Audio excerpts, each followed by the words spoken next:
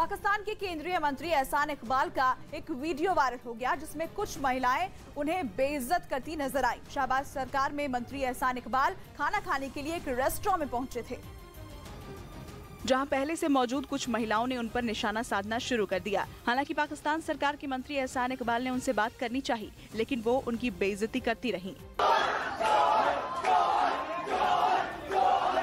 ऐसा करने के बाद वो महिलाएं एक एक कर उस रेस्टोरेंट से बाहर निकल गईं। वहीं इस घटना के बाद एहसान इकबाल ने उन महिलाओं को इमरान खान की पार्टी तहरीक-ए-इंसाफ का समर्थक बताया। कश्मीर से मुंबई तक बारिश आफत बन गई। जम्मू कश्मीर के राजौरी में भारी बारिश की वजह से क्रेन पर बैठे 2 लोग बह गए।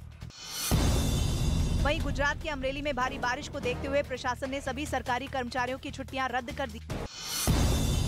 उधर मौसम विभाग ने मुंबई में अगले 24 घंटों में तेज बारिश का अनुमान जताया और लोगों से संभलकर घरों से बाहर निकलने को कहा। काला सागर में मौजूद स्नेक आइलैंड पर पहुंचकर यूक्रेन के सैनिकों ने वहां अपने देश का झंडा फहराया।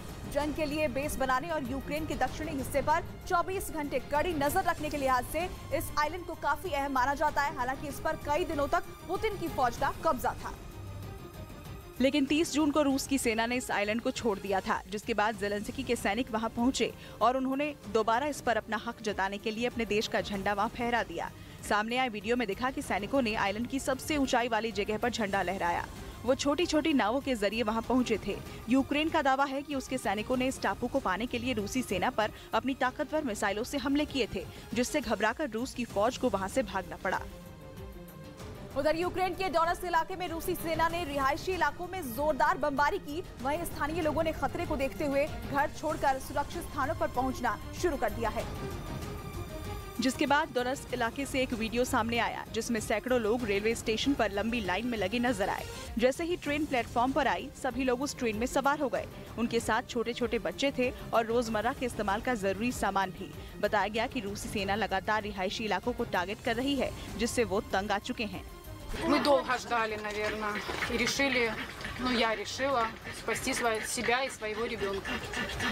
Летало все снаряды, дети даже знают, как они называют. ये भी बताया गया कि डोनेट्स्क इलाके से रोजाना करीब 350 लोग सुरक्षित जगह के लिए पलायन कर रहे हैं, जबकि इस इलाके में फिलहाल 3.5 लाख से ज्यादा लोग रह रहे हैं, जिन्हें अपनी जान जाने का डर सता रहा है। उधर कनाडा के रूस को गैस टरबाइन देने का फैसला करते ही ज़ेलेंस्की बौखला उठे हैं। उन्होंने कनाडा को याद दिलाया कि इससे रूस पर लगे आर्थिक प्रतिबंध कमजोर होंगे। लेकिन ऐसा लग रहा है कि यूरोप की गैस की जरूरत ज़ेलेंस्की की बौखलाहट पर भारी पड़ रही है, क्योंकि जैसे ही पुतिन ने गैस सप्लाई पर अपना सबसे बड़ा दांव चला, यूरोप के देशों में खलबली मच गई।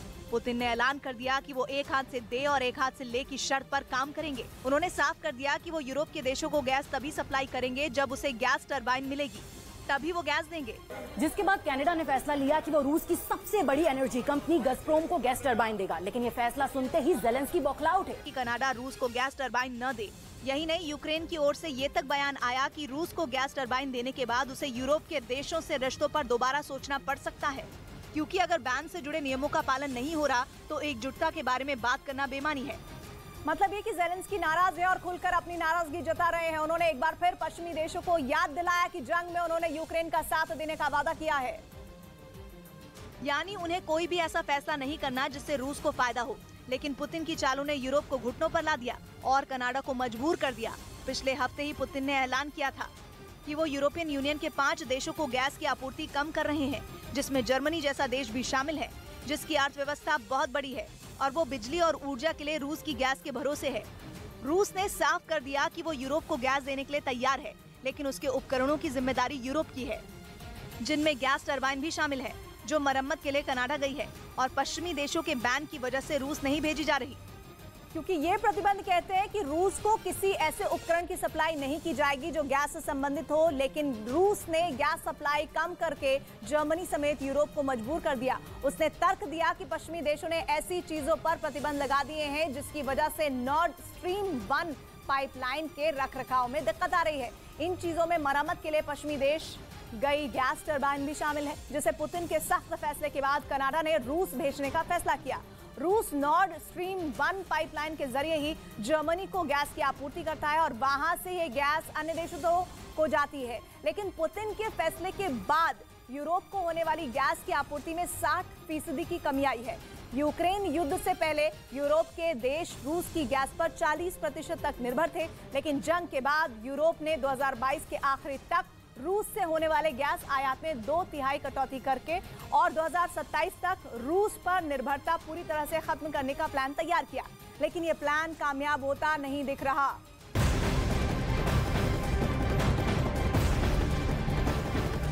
और इस वक्त की एक बड़ी खबर हम आपको बता दें, जापान के पूर्व पीएम शिंजो आबे की याद में प्रधानमंत्री मोदी ने एक ब्लॉग लिखा है। पीएम मोदी ने लिखा है, शिंजो आबे विश्व के महान नेता थे, मैंने अपने प्रिय मित्र को खो दिया।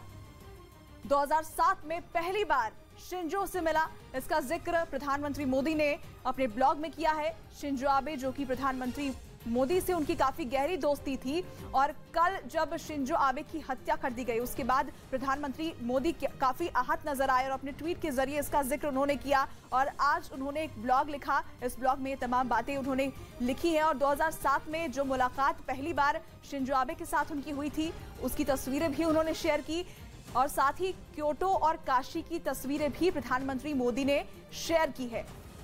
जापान के पूर्व पीएम शिंजो आबे को कल जापान के नारा शहर में गोली मार दी गई थी, और उसके बाद उनकी काफी गंभीर हालत बनी हुई थी। बाद में उनके निधन की खबर आई और इस बात से प्रधानमंत्री मोदी काफी आहत नजर आए, क्योंकि शिंजो आबे के साथ उनकी दोस्ती काफी गहरी थी।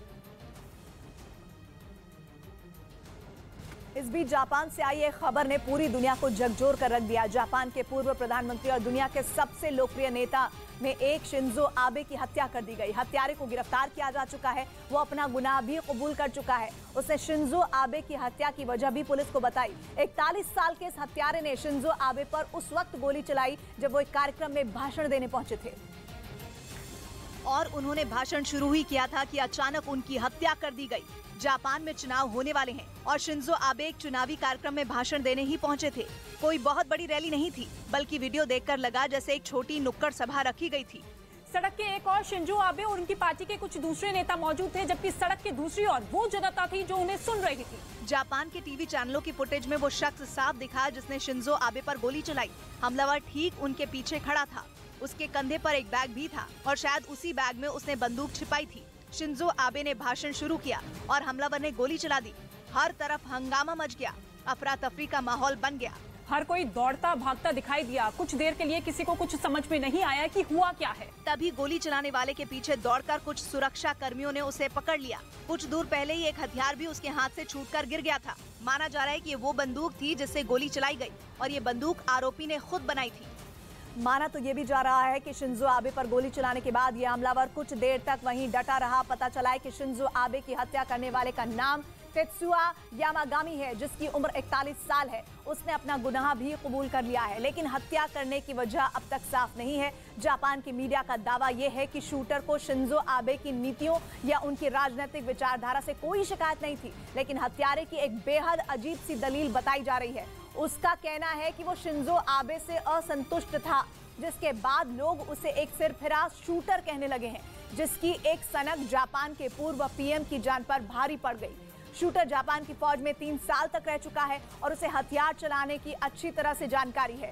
यहाँ तक कि दावा तो ये है कि जिस बंदूक से उसने शिंजो आबे की हत्या की वो उसे खुद बनाई थी, लेकिन गोलियां उसने इतनी कम दूरी से चलाई कि शिंजो आबे को संभलने का मौका तक नहीं मिला। फासला बमुश्किल 10 मीटर ही था, इसलिए आबे सीधा जमीन पर आ गए और उसी वक्त उन्हें बचाने की कोशिशें शुरू हुई। पैरामेडिक्स की एक टीम ने उन्हें घेर लिया और उनका प्राथमिक इलाज शुरू कर दिया गया। तभी जापान के मीडिया पर कुछ ऐसे वीडियो भी दिखे जिसमें कुछ स्वास्थ्य कर्मी उनकी छाती को दबाते दिखे। माना जाता है कि बेहद गंभीर मरीज को ऑक्सीजन देने के लिए इस तरह की तरकीब इस्तेमाल की जाती है। मतलब ये कि उसी वक्त शिंजो आबे की हालत नाजुक थी। एक हेलीकॉप्टर से फौरन उन्हें अस्पताल पहुंचाया गया। बाद में खबर आई कि अस्पताल में पहुंचने तक शिंजो आबे की सांसें थम चुकी थीं। लेकिन सवाल उठने लगे कि आखिर जापान में सरकार चला रही पार्टी के इतने बड़े नेता की सुरक्षा में चूक कैसे हुई? आखिर हथियार के साथ एक शूटर उनके इतने करीब कैसे पहुंचा? जापान की पुलिस ने भी शूटर से जुड़े ठिकानों पर छापेमारी शुरू कर दी।